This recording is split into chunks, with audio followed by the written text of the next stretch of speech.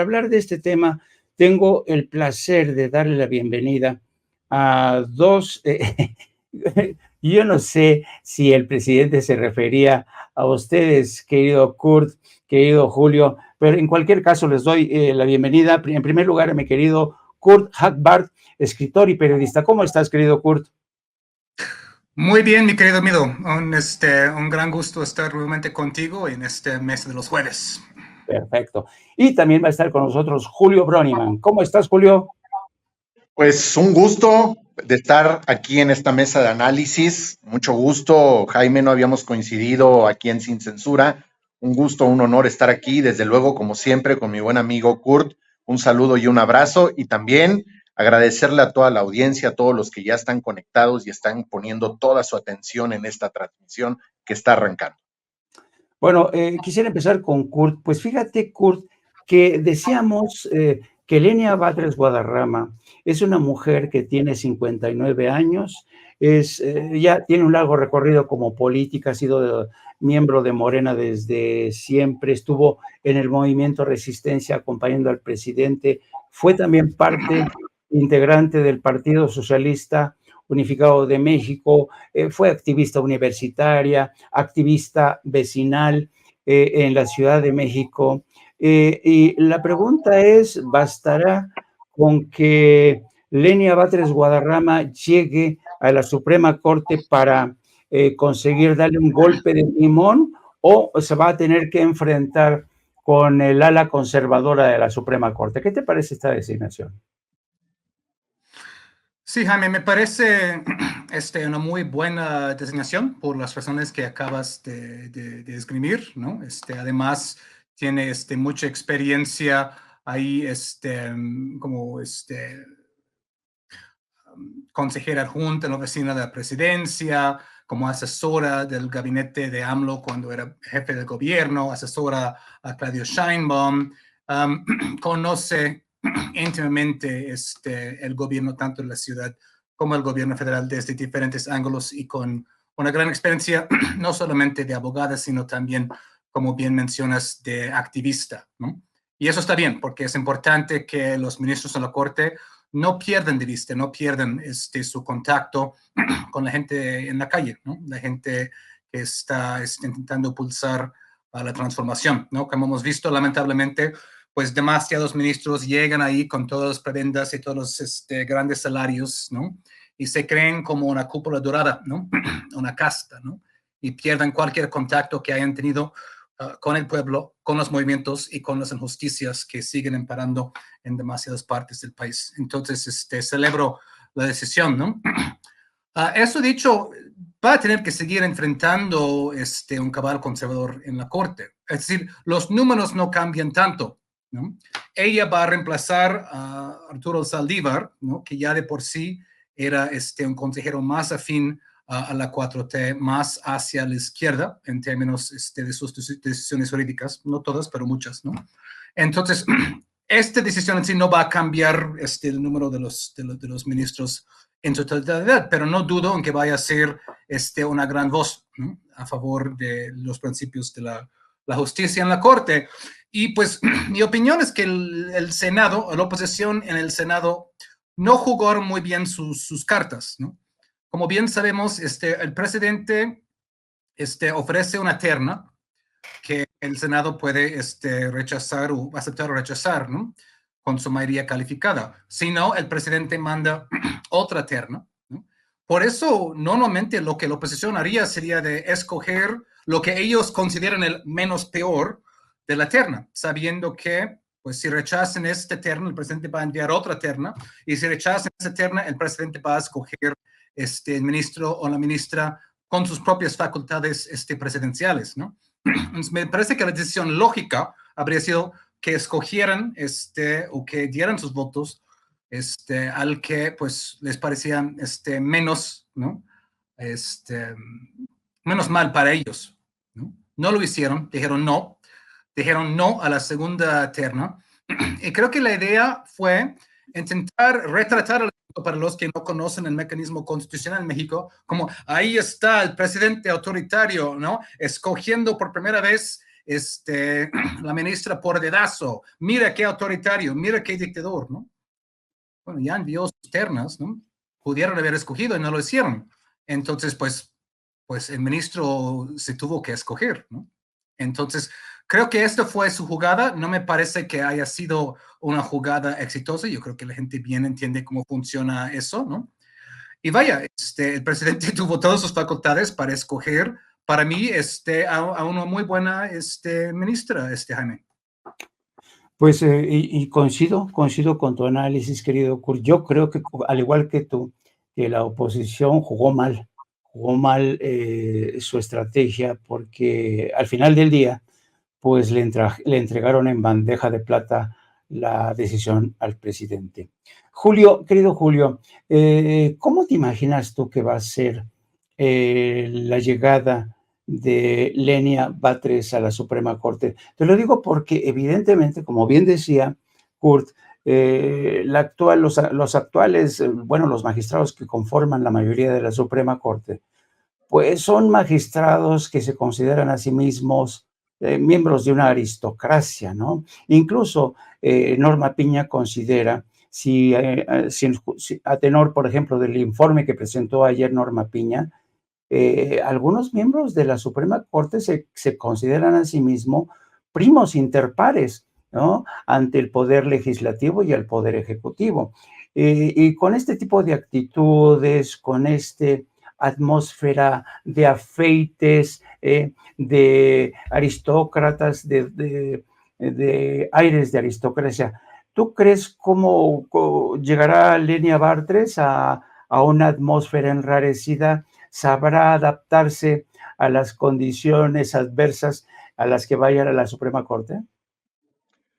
Pues bueno, yo creo que lo que va a venir sucediendo ya en un futuro no muy lejano va a ser prácticamente romper con el contubernio que existe dentro de lo que nosotros conocemos como la Suprema Corte de Justicia, que coloquialmente muchos de nosotros la llamamos la Suprema Corte de Injusticia de la Nación. Hay un contubernio, hay una asociación delictuosa, hay un asunto precisamente desde ahí, lo sabemos perfectamente, se han encumbrado y se ha dado pauta precisamente para encubrir, para proteger y para favorecer a un sector, a una oligarquía de los que ahora les tocó ser la oposición.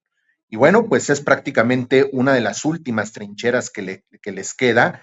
Y con la llegada de la ministra, de esta nueva ministra, ¿qué es lo que va a venir sucediendo? Pues por mucho que estén diciendo que es un dedazo, a ver, se presentó una terna, perdieron su oportunidad. Ahora que es la llegada de esta ministra a la Suprema Corte de Justicia, se van a romper de alguna manera, así lo considero yo, con los esquemas o con los cánones ya establecidos de esta élite magisterial. ¿A qué me refiero? Está llegando una persona que viene de haber militado años en el activismo, no nada más político, sino también social. Una persona que ha representado y que ha estado abanderada, ya ha estado al frente de movimientos de izquierda, de movimientos progresistas, y que ha sido una pieza clave precisamente para la conformación de este equipo dentro de la Cuarta Transformación, cercano al presidente y sobre todo también no ajena y cercana, voy a decirlo así, a la futura presidenta de México, la doctora Claudia Sheinbaum. Y esto es un embate para la oposición, ni modo. De alguna manera aquí estamos viendo cómo el presidente sabe mover las fichas, es un excelente ajedrecista. Y sí, yo en lo personal considero que él, sabiendo que la propuesta que él iba a tener, que la propuesta que él estaba poniendo, como le iban a echar para atrás, primera llamada, segunda llamada, bingo, se queda y va a ser fulanita de tal. Es decir, yo creo que aquí los ministros, finalmente, los de este cartel legislativo, de alguna manera, pues están siendo víctimas de sus malas decisiones por el encubrimiento. Y pues como ya sabemos, y obviamente el licenciado Andrés Manuel López Obrador sabe exactamente quiénes son y de qué pie cojean, pues prácticamente ellos propiciaron de una forma directa o indirecta la llegada de la nueva ministra, precisamente para reforzar las filas de lo que viene siendo la justicia, la procuración de justicia dentro del Poder Judicial de la Federación. Me gustaría, querido Kurt, pasar al siguiente tema. Tiene que ver con los estira y afloja que se están produciendo. A ver, un momentito, por favor. Un momentito, por favor. Sí. Así un...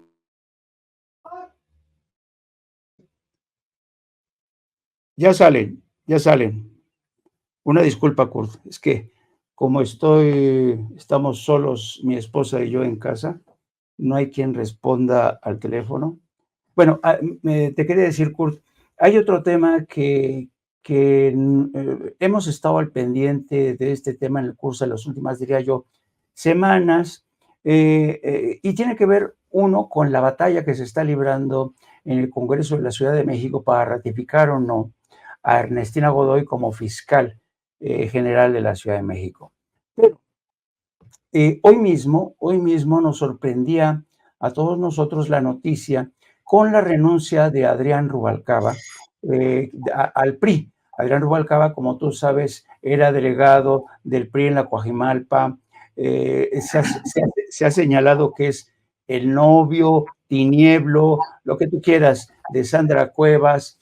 Este dúo dinámico, en cuanto se enteraron que el PRI de Alito los había traicionado y que respaldaba la designación de Santiago Taboada como candidato de la coalición para la Ciudad de México, pues se sintieron pues realmente traicionados. Y hoy mismo Adrián Rubalcaba pues daba a conocer que renunciaba al PRI junto con un notable grupo de seguidores o simpatizantes del mismo partido, y decía que se iban a sumar a la causa de Claudia Sheinbaum. Fíjate lo interesante, Kurt.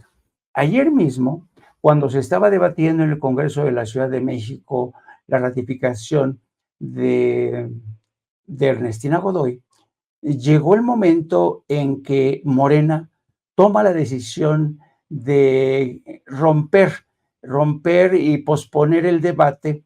Y yo sospecho, no digo que esto sea un hecho, sospecho que la decisión de cancelar o suspender o reventar la sesión del Congreso de la Ciudad de México estuvo relacionado con la negociación que se estaba manteniendo entre el equipo de Claudia y la gente de Adrián Rubalcaba, porque yo no me creo que Adrián Rubalcaba dijera hoy que se iban a sumar al equipo de Claudia sin antes haber conversado con ella, sin antes haber negociado. En cualquier caso, pues esto va a impactar evidentemente en la aprobación o ratificación o no de Ernestina Godoy. Insisto, estamos ahora en el terreno de la especulación. No sabemos si el equipo de Claudia Sheinbaum negoció con Adrián Rubalcaba, pero vamos a tenernos a la renuncia de Adrián Rubalcaba por el momento para ver de qué manera va a impactar o puede impactar en la reconfiguración de alianzas de cara a la batalla electoral del 2024. ¿Qué te parece a ti esto, todo lo que se está moviendo? Sí, Jaime, es un tema muy intrincante con muchos tentáculos, ¿no? En muchas áreas. Yo creo que es muy plausible lo que acabas de mencionar acerca de Rubalcaba y eso de posponer la votación mientras se negociaba eso, ¿no? Lo que la oposición está intentando hacer en el Congreso de la Ciudad de México es básicamente reeditar la vieja película, la vieja película, la vieja política en México, ¿no? Es decir, la impunidad, ¿no? Es decir, dar votos a cambio de impunidades, ¿no? Y aquí la impunidad buscan para el cartel inmobiliario, ¿no? Que vale unos 200, nada menos que unos 200 mil millones de pesos, ¿no? Y sabemos que muchos de los nombres de la oposición, Taboada y demás, están implicados en este cartel inmobiliario, ¿no? Xochitl Gálvez ni hablar, ¿no?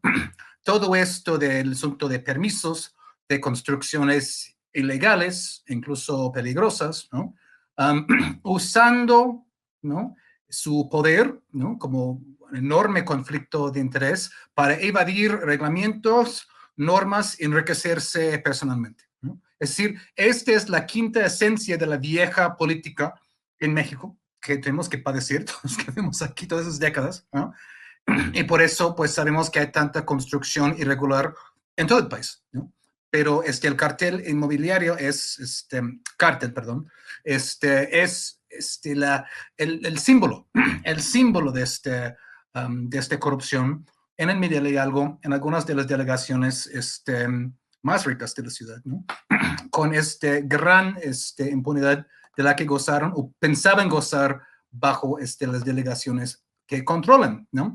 Entonces, por eso bien sabemos, ¿no?, que pues a cambio de Godoy quieren buscar liberación de Cristian Monroy o de Gutiérrez de la Torre, ¿no?, el famoso rey de la basura ahí, ¿no? Y proteger sus intereses, como la mafia que son, ¿no? Y qué bueno que Moreno no preste eso. No se puede prestar eso. Esta vieja política, este viejo México ya quedó atrás, ¿no? No más carteles inmobiliarios, no más construcciones ilegales, ¿no? Que con miles de millones de pesos de por medio. Y vaya, no solamente son intereses locales, ¿no? Como bien vimos hace algunas semanas, el New York Times sacó su nota justo antes del voto de ratificación para Ernestina Godoy acerca del supuesto espionaje que condujo, ¿no?, con documentos que la Fiscalía de la CDMX acusa que son apócrifos. Yo no sé, pero me parece muy sospechoso que el New York Times, que pues ha golpeado, ¿no?, ha golpeado el movimiento progresista en este país, un día sí y el otro también, y a veces a base de mentiras, sacara su nota justo antes del voto de ratificación, ¿no? Casi como una nota pagada por Taboada. Esto nada más nos da una idea del tamaño, de la dimensión de intereses que están en juego en esos asuntos inmobiliarios, ¿no? Por años en México, toda la corrupción pasaba por empresas de construcción, como empresas fachadas, ¿no? Como manera de inflar facturas, ¿no? Pasar dinero por ahí, ¿no? Y ahí enriquecerse a ellos mismos personalmente, a sus empresas y a sus familiares, ¿no? Buscan hacer lo mismo y esto tiene que pararse y todo el peso de la ley tiene que caer encima de eso y es lo que están intentando evitar. Que pongamos el video de Marta Ávila, donde denuncia la negociación tan putrefacta que buscaba el PAN. Pero antes de eso, yo nada más quería sumarme a esta revelación de mi querido Kurt, que tiene que ver con periodistas, los corresponsales del New York Times en México. Qué bochorno, qué desvergüenza. Yo cuando vi ese reportaje, sin ser contrastado, sin tocar base, sin realmente comprobar que los documentos que les hicieron llegar eran apócrifos o no. Qué desaseo, Kurt. A mí, francamente, bueno, no es la primera vez que The New York Times o The Washington Post actúan de una forma extraña, sospechosa, ¿no? Pero qué descrédito para la vieja dama de gris, de verdad. Ahora sí les voy a pedir que pongan el video de Marta Ávila y le voy a preguntar a nuestro querido amigo, ¿qué te parece esta estrategia, si es que le podemos llevar estrategia de la oposición, que parece ser que no aprenden, como dice Kurt, parece ser que no se han dado cuenta que la vieja política ha perdido su razón de ser. Así es que te pido, mi querido Julio, que veamos el video al que hacía alusión mi querido Kurt y luego nos des tu opinión. Sí, gracias, diputada presidenta. Pues yo creo que aquí cuando se habla y se participa de que hay que venir a hacer nuestro trabajo, que somos representantes del pueblo, y primeramente yo quiero hacerle una observación, presidenta, porque su papel al frente y en esa mesa es aplicar lo que dice el reglamento. Y en esos momentos usted no lo hizo. Y lo otro, sí, que quede claro que no hubo monedas de cambio para el asunto de Ernestina. Y que aquí queda claro que la ratificación de Ernestina no está como moneda de cambio para que von Radich salga de la cárcel y para que el PRI también libere a la gente que ha corrompido este país y esta ciudad. Eso que les quede claro. Y aunque Ernestina no sea ratificada, va a seguir la justicia en esta ciudad, porque ustedes nunca van a tener a la fiscal o al fiscal de esta Ciudad de México. Entonces yo le pido, presidenta, que en base al artículo que señala que son las 5 de la tarde, usted asuma ese papel y le pida al Pleno que vote si estamos a favor o en contra de que continúe. Sáscatelas. Pues así están las cosas.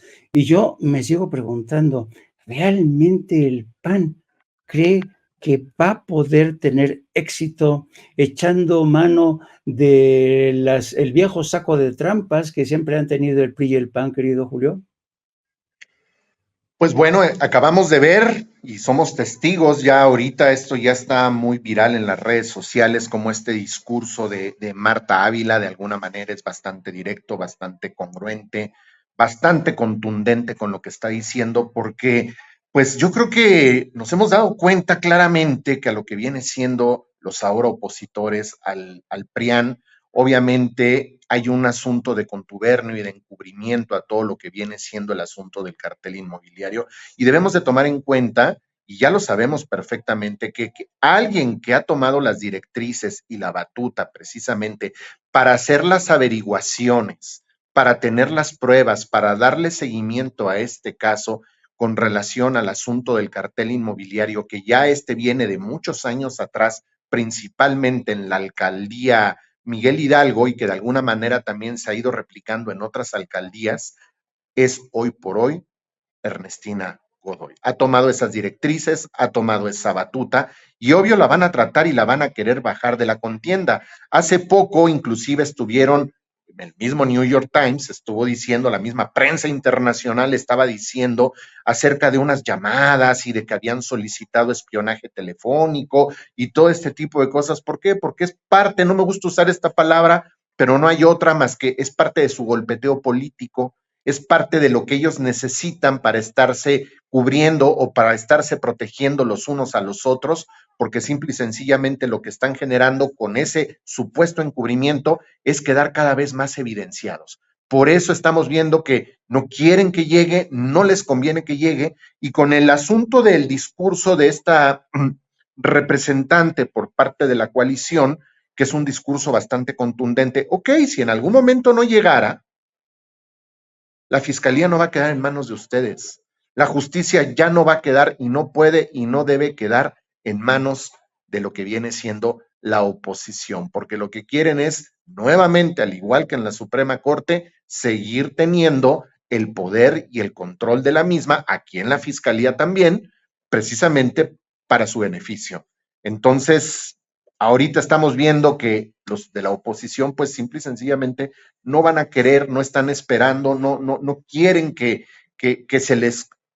suceda esto porque pues son los principales afectados de todo esto. Vamos a ver qué es lo que sucede porque el año todavía no se acaba, todavía faltan muchas decisiones por tomar al respecto y bueno, pues los embates por parte de la oposición, pues sabemos perfectamente que están a la orden del día. Sí, sospecho que nos espera un fin de año bastante entretenido, querido Julio. Déjame pasar a otro tema, querido Kurt y querido Julio. Tiene que ver con este debate tan tramposo o tan entrampado que tiene que ver con el tema de los desaparecidos en México. Ustedes saben que este tema se ha convertido en arma arrojadiza, que lo mismo sirve para denunciar la guerra que desató Calderón, que para culpar al actual gobierno de Andrés Manuel López Obrador por haber sido incapaz de identificar y determinar qué fue lo que pasó en realidad. Bueno, pero yo quisiera arrancar con esto, a manera de provocación. Vaya, ustedes saben que muchas veces el tema de los desaparecidos es un tema, es asomarse a esa fosa común que es México, porque hay numerosas fosas, campos de exterminio que han sido denunciados. Asomarse a esas fosas comunes realmente para tratar de inventariar el número de muertes y no solamente eso, determinar cuáles han sido sus identidades, realmente es una tarea titánica y voy a explicarme por qué. Por ejemplo, seguramente ustedes sabrán que en el condado de Los Ángeles, en California, en el condado de Los Ángeles, si uno va a las cámaras frigoríficas del servicio forense, a veces están atestados, llenos de cadáveres de migrantes que nunca son reconocidos, nunca. Son seres anónimos, ¿no? Y ustedes saben que México se ha convertido, pues, un país en una nación de tránsito, de paso, de muchos migrantes que mueren aquí y ya no se vuelve a saber de ellos, ¿no? Yo recordaba, Kurt, recordaba, Julio, aquella masacre, aquel genocidio que perpetró Estados Unidos en Camboya. ¿Se acuerdan cuando el loco de Nixon bombardeó como loco Camboya? Luego entró el régimen de Pol Pot, se cepilló a miles, millones de gentes. Y cuando el país quiso retornar a la normalidad, lo cierto es que el gobierno de Camboya nunca pudo determinar el número exacto de muertos que se habían producido. Recuerdo que en un informe presentado por el gobierno de Camboya dijo que los muertos oscilaban entre 1.300.000, 400.000, pero cuando intervino la ONU, dijo, no, es que esto es una cantidad muy superior, puede llegar hasta los 3 millones. ¿A dónde voy? ¿A dónde voy? Quiero decir que tratar de determinar, tratar de elaborar un inventario exacto de lo que son las desapariciones, los crímenes, después de una guerra soterrada, como la que se ha librado en México, es una misión tremendamente imposible. ¿Y qué es lo que está pasando ahora? Que este tema lo están aprovechando desde la oposición, medios afines para golpetear al presidente de México y decirles usted es un incompetente, no sabe ni el número que hay, lo han acusado de querer borrar el número de víctimas y por más empeño que ha puesto el presidente, por más explicaciones que dé, por ejemplo, la secretaria de Gobernación hablaba un poco de la metodología, una palabra que se ha puesto de moda, que están utilizando para determinar la cifra exacta. Lo cierto es que es un terreno bastante movedizo. ¿Tú qué opinas de todo esto, Kurt? Jaime, este es un tema muy espinoso, ¿no? El que planteas, ¿no? Y es algo que tiene resonancias internacionales, ¿no? Muy desafortunadas. Tú mencionaste el genocidio en Camboya, ¿no? Después del bombardeo ilegal de Nixon, que ya estaba aplicando su propio genocidio en Vietnam, luego bombardeó a Camboya como país no combatiente, conduciendo al régimen de Pol Pot y las masacres que mencionas, que todavía no se, lejos de encontrar a todos los víctimas de ahí. A eso podemos sumar varias de las otras genocidios mundiales, ¿no? Se me hizo pensar en Timor del Este, ¿no? El enorme masacre de Indonesia apoyado por el gobierno de Ford de Estados Unidos, la masacre de un gran porcentaje de la población de Timor del Este, otra vez en muchos casos irresueltos, Ruanda en los años 90. Ahorita estamos viendo un genocidio también en Palestina. En estos 2 meses han matado unos 20,000 palestinos, pero para mencionar esto, ¿no? Han matado a 20,000 palestinos, que pues es un genocidio en curso sin duda, ¿no? Pero desde 2006 en México han matado hasta 200,000, ¿no? Es decir, 10 veces esto, obviamente en un espacio más largo, mucho más largo de tiempo, ¿no? Pero la cantidad de muertos en este país de manera silenciosa en muchos casos es tremenda, ¿no? Si hablamos de unos 200,000, ¿no? Llegar a resolver esto, las fosas comunes, obviamente muchas de esas fosas en zonas que todavía son zonas de alto conflicto, es sumamente difícil, ¿no? Podemos hablar, por ejemplo, de lo que está pasando en España, ¿no? Franco murió en el año 75, ya casi hasta 50 años, ¿no? Pero aún así, apenas han excavado una cantidad de las fosas comunes de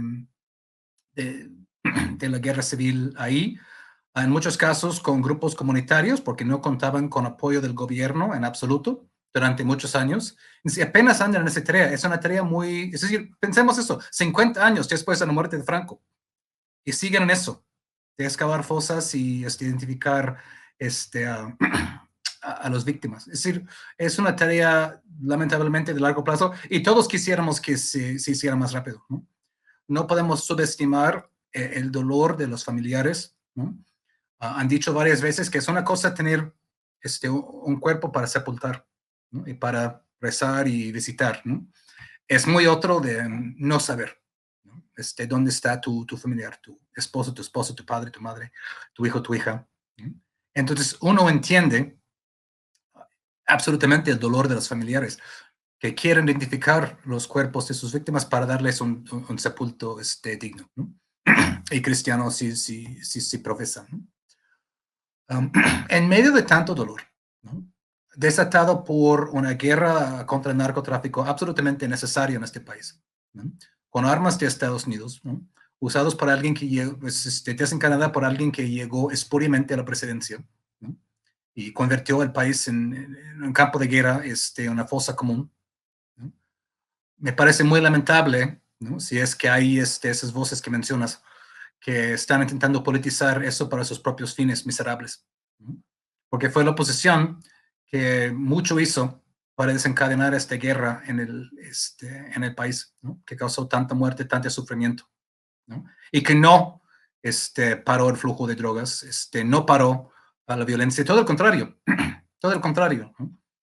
Entonces me parece de lo más vil de politizar un tema así, cuando todo el esfuerzo debe ser para apoyar a los familiares y para apoyar los esfuerzos para buscar las fosas, ¿no? En lugar de intentar hacer un golpeteo muy miserable a mi punto de vista.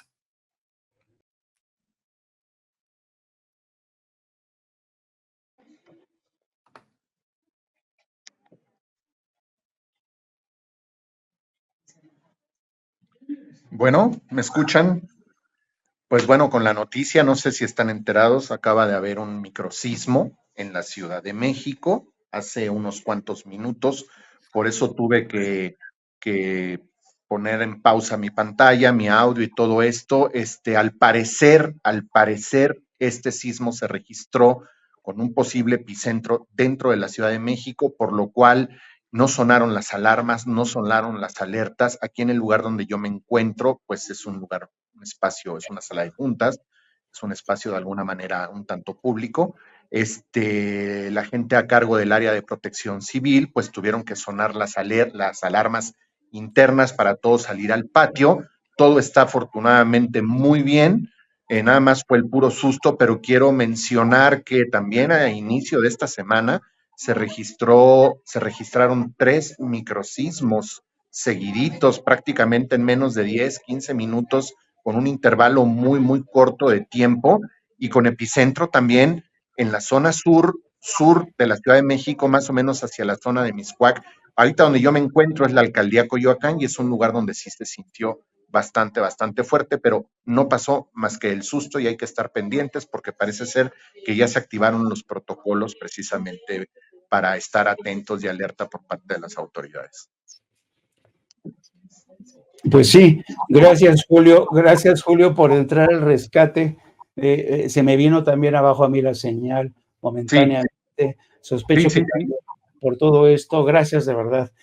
Lo bueno es que Sin Censura siempre tiene gente tan profesional, como mi querido Curro, Julio. No, pues ahora éntrale tú, éntrale. Así es que les agradezco. Pero estábamos con el tema de los desaparecidos. A mí, fíjate que fue muy interesante lo que dijo Kurt. A mí no se me había ocurrido, lo confieso, el caso de España, porque ustedes saben que mucho tiempo después de la muerte de Franco, pues se dieron a la tarea de exhumar los restos de Franco, de exhumar algunos de los restos de algunas de las víctimas de la guerra civil, y aquello fue realmente aprovechado por la oposición, sobre todo por la extrema derecha, como Vox, ¿no? Y aquí tal parece ser que no se cansan los medios que tienen vínculos con o son adláteres de la derecha, les encanta seguir metiendo el dedo en la llaga. Ya ha dicho Kurt que es una actuación miserable. La pregunta es, ¿tú crees que le puede funcionar, Julio, esta estrategia de estarse regodeando en el sufrimiento de cientos de miles de familias que han padecido esto, volver a traer este tema una y otra vez para tratar de desacreditar la labor del presidente y encima seguir insistiendo que la estrategia de seguridad ha sido fallida? Bueno, yo quiero hacer mención de algo, precisamente que fue mencionado exactamente el día de hoy con relación a una organización de derechos humanos que tiene que ver con el asunto precisamente de que ellos mismos son los que han estado de alguna forma, de una forma un tanto directa o a veces tratando de simular que sea indirecta, detrás de lo que viene siendo la liberación de algunos de los personajes que estuvieron involucrados en la desaparición de los 43 normalistas de Ayotzinapa. El presidente, ya una vez que estaba a punto de retirarse de la conferencia del día de hoy, prácticamente qué fue lo que hizo. Lo que empezó a hacer en pocas palabras, simple y sencillamente fue dar una explicación acerca de lo que él considera que es una investigación propia, es un análisis propio, con una postura, con una situación donde está hablando acerca de lo que es la organización esta, Miguel, la organización que lleva el nombre de un sacerdote jesuita cristero, aquí en la Ciudad de México, Miguel Agustín Pro, ¿no? Donde dice, a ver, ellos son los mismos que de alguna manera están a favor de ciertos asuntos, defensa de los derechos humanos, apoyando a ciertas organizaciones, a muchos ciudadanos, pero una vez que ya se habían presentado a los señalados, a los inculpados, a muchos de ellos posiblemente involucrados, pues ellos mismos son los que los liberan, ¿no? Con el motivo, con el pretexto de que como también habían padecido una situación de tortura, entonces es cuando ahí los deciden poner en libertad, cuando se sabe perfectamente, y muchos de ellos fueron confesos de haber cometido ciertos crímenes, ¿no? Y bueno, aquí estamos hablando del tema, no nada más el tema de la época del franquismo en España, sino creo que también podemos recordar todo lo que sucedió en el régimen militar, en la dictadura militar en Argentina, con Videla, el asunto de las madres de Mayo, ahora abuelas de Mayo, que definitivamente han sido uno de los tantos casos contundentes, y ahí sí, todas estas organizaciones que se dedican a la defensa de los derechos humanos, de las búsquedas de los desaparecidos, pues simple y sencillamente estamos viendo, yo en lo personal lo considero así, están de alguna manera con una postura o están siendo apoyadas o infiltradas o financiadas, sí, para tratar de encontrar a sus familiares, pero independientemente de eso, más que nada creo que las han estado utilizando precisamente para poder generar golpes políticos. Ahorita estamos viendo como muchas de la situación, gran parte de la situación que estamos viviendo ahorita, pues simple y sencillamente es una bomba de tiempo que empezó a reventar y que va a seguir sucediendo. Es el efecto y el daño colateral de todo lo que sucedió durante sexenios anteriores en gobiernos neoliberales, que prácticamente nos dejaron una bomba de tiempo, y pues esto no se va a resolver de un día para otro, y es un arma precisamente para estar golpeteando y para estar señalando y para estar diciendo que no se está haciendo absolutamente nada, cuando efectivamente se han hecho cosas, no es fácil el camino, todavía falta mucho que hacer y no se está bajando la guardia, al contrario, se sigue haciendo investigación al respecto. Fíjate, Julio, este planteamiento que acabas de hacer es muy interesante porque yo te apuesto que hay mucha gente que sigue teniendo muchos sentimientos encontrados a la hora de atacar o hablar mal de las ONGs, particularmente las que defienden los derechos humanos, como este tipo de organizaciones religiosas, ¿no? Pero tienes razón, muchas organizaciones defensoras de los derechos humanos son en muchos sentidos tapadera de a veces de intereses que desconocemos o que conocemos bien. Y en este sentido yo le quería preguntar a Kurt, Tú sabes, Kurt, que el presidente ha denunciado una y otra vez a este senador independiente Álvarez y Casa, que tú sabes que él formó parte, trabajó, incluso creo que fue secretario ejecutivo de la Comisión Interamericana de Derechos Humanos, que está bajo la égide de la OEA en Washington. Y yo recuerdo, Kurt, que Álvarez y Casa, cuando pasó todo el tema de los 43 de Ayotzinapa, era uno de los funcionarios de la Comisión Interamericana de Derechos Humanos que siempre estaba calladito, casi no decía nada, ¿no? Y hoy, sin embargo, veo a un Álvarez y Casa beligerante, combativo, denunciante, asesorando, diciéndole a todo el mundo, vayamos a la OEA, vayamos a la Comisión Interamericana de Derechos Humanos a denunciar no solo la persecución política que sufre el señor Taboada, el espionaje de Ernestina Godoy, vamos también a denunciar lo de las víctimas, los desaparecidos. ¿Qué te parece que a ti, desde tu punto de vista, ya escuchamos a Julio la opinión que tiene, pero a ti, ¿qué opinión te merecen este tipo de organizaciones que a veces acuden a la OEA o a la Comisión Interamericana? Es un caso muy triste la politización de los derechos humanos, ¿no? Se supone que los derechos humanos son siempre, ¿no? No solamente cuando estás en oposición y como Álvarez y Casa, pues quieres intentar llamar la atención mediáticamente, ¿no? Es decir, en ciertos casos uno se cae, el otro pues ahí está vociferante, ¿no? Ha sido una constante a lo largo de este sexenio que el panismo en general ha acudido a la OEA por cantidad de cosas, ¿no?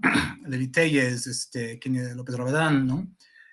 Parece que hace que tienen su propio despacho ahí, en la oficina de la OEA en Washington, o nada más les gusta ir a gastar el dinero del erario haciendo viajes a Washington, ¿no? Espero que disfruten ahí, por lo menos que vayan a un museo o algo, ¿no? En lugar de más ir a quejarse en la OEA, ¿no? Y es triste esto. Se van al shopping, se van al shopping a ver a los grupos musicales en el mall, ahí. Sí. Es decir, que sean serios, ¿no? Que no sean ahí nada más para tomar la foto con alguien tan in serio como Almagro, ¿no? Y gastar el dinero del erario al hacerlo, ¿no?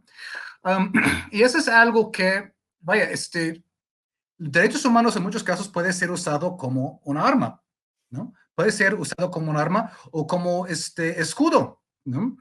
Acabamos de ver justo en Gaza, ¿no? Este bochornoso episodio de la jefa de USAID, ¿no? Amiga tremendo, tremendo, ¿no? Samantha Power. Mientras el gobierno de Biden está dando bombas de 2,000 kilos Israel para seguir masacrando a palestinos, ahí está Samantha Power de USA diciendo, aquí estamos dándoles algunos víveres y algunos camisetas, ¿no? Es decir, este es el asunto de derechos humanos para consumo mediático, ¿no? O la ONU, ¿no? Sacando sus anuncios, ¿no? Que ya estamos festejando el aniversario del protocolo antigenocidio. Ah, sí, bien. Ah, sí. Qué bueno que estén festejando su protocolo antigenocidio, ¿no? Lamentablemente, en demasiados casos, los derechos humanos es una manera para que gente bien conectada tenga trabajos internacionales en capitales mundiales con altos salarios, viajando de ahí, ¿no? Gastando combustible, contribuyendo al cambio climático, para luego hacer pose, ¿no? Para hacer pose, ¿no? Como vimos a Samantha Power ahí en Gaza, ¿no? O la ONU, como bien dice el presidente, es un florero. Ahora bien, hay otros casos de grupos de derechos humanos haciendo grandes labores y grandes trabajos, ¿no? No quiero pintar a todos con la misma brocha, ni mucho menos, ¿no? Pero en demasiados casos vemos esto, una weaponization, como decimos en inglés, del caso de derechos humanos. Eso es algo que Estados Unidos es especialista en eso, ¿no? Estados Unidos arma el mundo con sus empresas armamentísticas. Y luego se dicen preocupado por el estado de derechos humanos en China, en Rusia, en Irán, en el Medio Oriente, en Cuba, ¿no? En Cuba. países donde ellos tienen sus propios intereses que quieren ir avanzando, siempre usan los derechos humanos como una arma, ¿no? Como si ellos no fueran los violadores número uno de derechos humanos, como estamos viendo ahorita mismo en Gaza. Entonces, hay que tener mucho cuidado con este discurso, mucho cuidado con este discurso, ir discriminando entre este mundillo de personas que están trabajando en esas organizaciones de derechos humanos, quienes lo están diciendo desde una base de sinceridad y quienes, justamente como Álvarez y Casas, están haciendo nada más para pues, promover sus propios intereses políticos personales del partido, ¿no? Y ya para ir cerrando, querido Julio, ¿tú crees, porque esto tiene que ver, está relacionado, lo que denuncia Kurt, lo que está pasando con este genocidio que estamos viendo en directo de lo que ocurre en Gaza, la desvergüenza de funcionarios del gobierno de Estados Unidos que siguen apoyando a Israel a pesar de las masacres, las alianzas que la derecha siempre busca en el Departamento de Estado, me refiero a la derecha mexicana que siempre busca convalidar sus posiciones, el financiamiento a mexicanos contra la corrupción. Pero yo estoy casi convencido, querido Julio, no sé qué opinas tú, de que estamos en un nuevo entorno. Se ha producido un cambio de paisaje. Los grandes medios ya no pesaban como antes. Y mi pregunta es, ¿tú crees que las redes sociales están teniendo un peso específico, una nueva forma de quitarle la máscara a toda esta hipocresía que se nos ha vendido desde Washington, desde la derecha?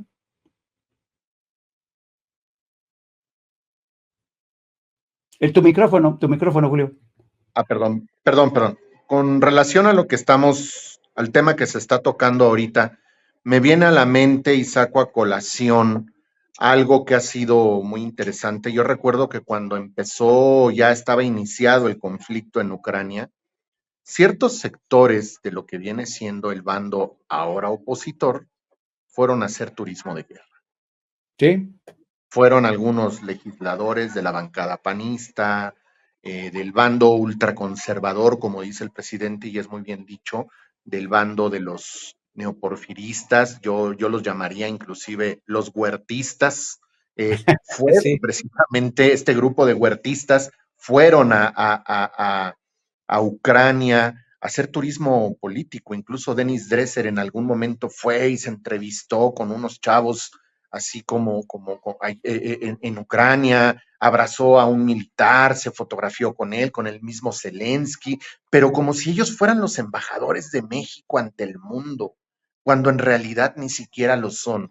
Recordemos que mismo Cuadri no hace mucho tiempo también, que ahorita como que ya le bajó un poquito, porque ya no se ha vuelto tan polémico, pero en algún momento también, ¿qué fue lo que hizo? Llegó a pararse en lo que viene siendo la OTAN, fue a Europa, fue a la OTAN. ¿Qué estuvo haciendo? Fue a tomarse una foto, yo no sé si lo recibieron o no lo recibieron.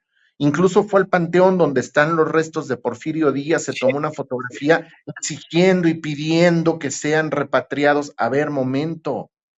Ahora hemos visto también cómo cuando los personajes del bando opositor hay algo que no les gusta y algo que no les parece, van a acusarnos con la OEA.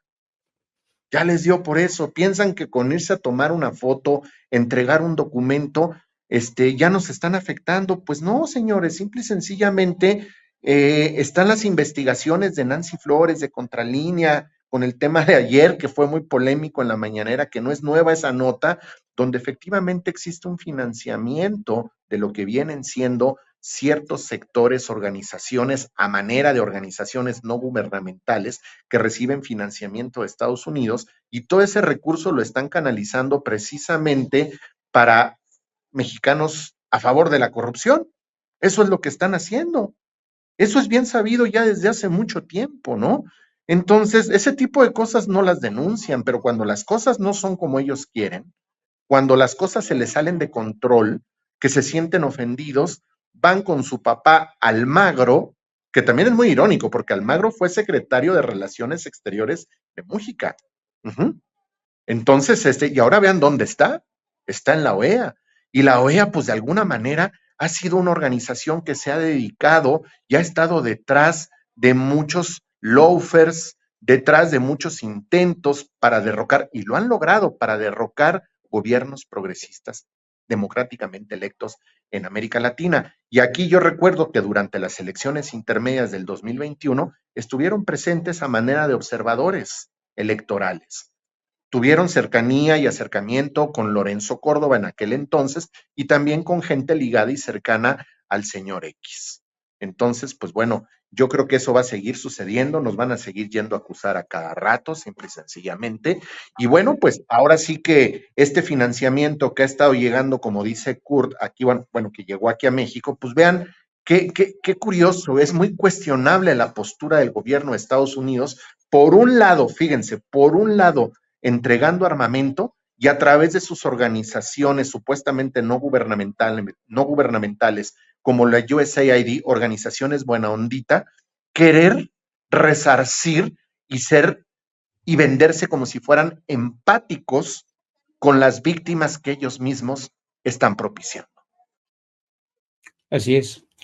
Pues queridos amigos, ha sido realmente, en lo personal, considero, siempre escuchar a Kurt Hartbart es fascinante porque tiene a veces un punto, tiene a veces yo tengo la impresión que Kurt tiene esta capacidad agregada de ser quien es y de ser un ciudadano que está a caballo entre México y Estados Unidos. Siempre es muy interesante tenerlo. Y a Julio Broniman también, la capacidad de sus análisis y la profundidad. Yo creo que mucha gente que nos escucha aquí en Sin Censura agradecen el análisis de los dos. Te pido a ti primero, Kurt, que por favor nos brindes tus redes sociales. ¿Cómo te puede seguir la gente, querido Kurt? Muchas gracias, Jaime. Me pueden seguir en Twitter, @KurtHackbarth. Ahí mi nombre completo. Ahí en Twitter escribo en la revista Jacobin y luego esos artículos muchas veces son traducidos a Jacobin América Latina. Ahí los pueden conseguir en redes. También tengo, ahí está mi Twitter. También tengo mi columna en revista Sentido Común y videocolumna. Y también nuestro esfuerzo literario, Matanga Taller Editorial, donde publicamos autores del sur de México. Un gran saludo a los del chat. Hoy recibí saludos de Mari Briceño, Vilma Amiel Escobar, Charlie García, Belén Rodríguez y otros. Y también a muchos compañeros ahí en Estados Unidos, ¿no? Y varios que están sintonizando desde Colorado, desde Nueva York, ¿no? A ver si nos vemos por ahí algún día, ¿no? Un abrazo a todos, que ya vamos camino a la época a ti, Jaime, y por supuesto al querido Julio. Y tú, Julio, dinos, por favor, ¿cómo te puede seguir la gente? Tu micrófono otra vez, tu micrófono. Otra vez este micrófono me está dando la... Bueno, pues primero que nada, muchas gracias a todo el equipo y a toda la familia Sin Censura por esta invitación. La verdad es muy grato estar charlando con ustedes y desde luego también un agradecimiento a toda la audiencia que están atentos siempre a la transmisión, que participan en el chat. Un saludo y un abrazo a la distancia a todas, a todos, desde luego. Y bueno, a mí me pueden encontrar en antes Twitter, ahora ex, como @César_Bron. Y bueno, pues compartan la transmisión, sigan atentos porque el programa sigue y desde luego, bueno, pues vamos a estar con mucho cuidado y muy atentos al asunto del pequeño susto que tuvimos aquí en la Ciudad de México, porque parece ser que esto ya se está volviendo como cada vez más frecuente que esté sucediendo en el interior de la capital de la República Mexicana. Hay que estar atentos. Así es, hay que sí, efectivamente, estar atentos. Les agradezco a los dos, muchísimas gracias. Si ya no los veo yo, les deseo felices fiestas a ambos. Gracias, amigos. Bueno, y seguimos aquí en Sin Censura. Y a mí me gustaría efectivamente hablar seguir hablando de este tema de los temblores.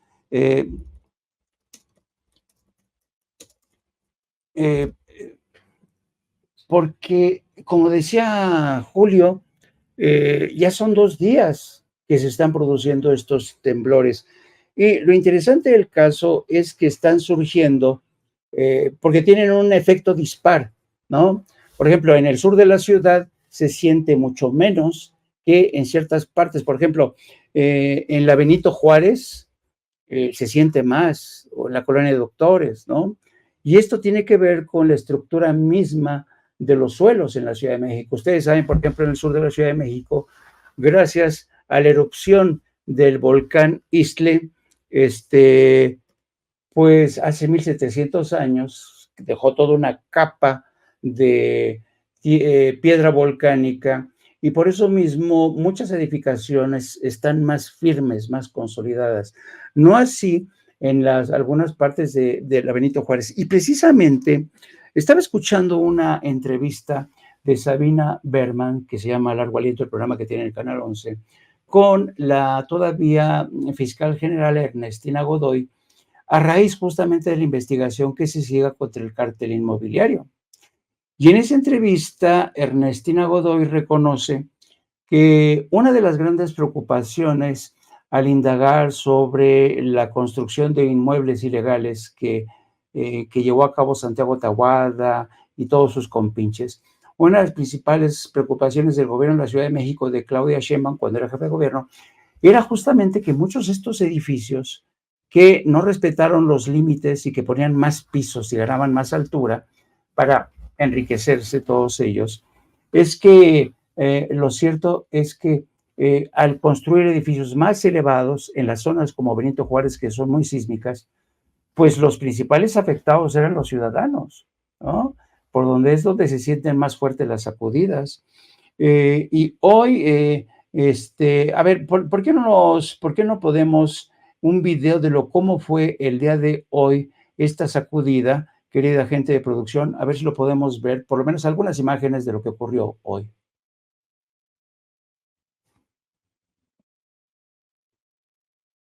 ¿Lo tenemos?